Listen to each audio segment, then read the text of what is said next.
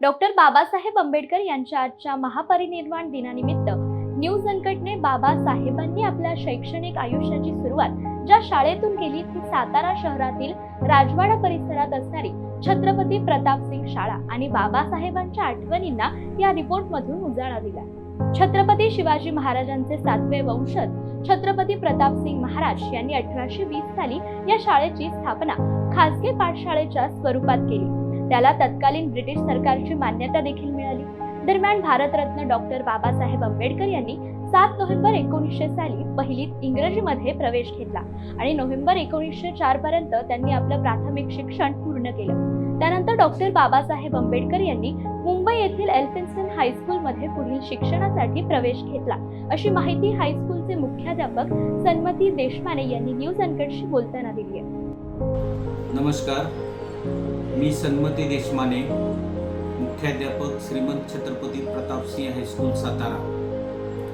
श्रीमंत छत्रपती प्रतापसिंह हायस्कूलची स्थापना 1820 मध्ये शिवाजी महाराजांचे 7वे वंशज श्रीमंत छत्रपती प्रतापसिंह महाराज यांनी केलेली आहे।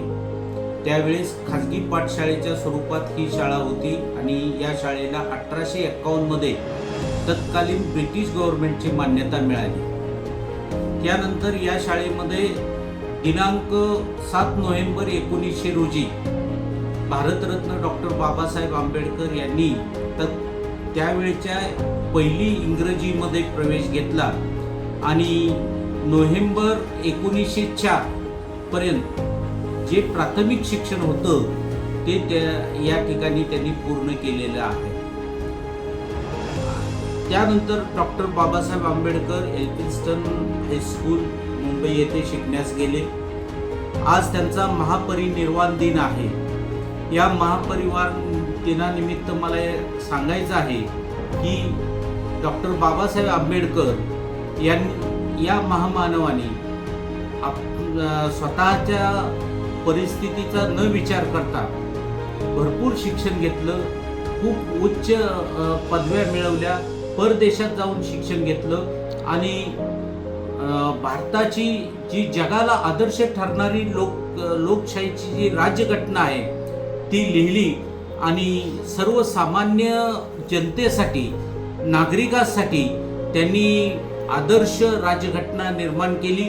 प्रत्येक सामान्य माणसाचा विचार त्यांनी केला। अशा महामानवास आजच्या दिनी विनम्र अभिवादन।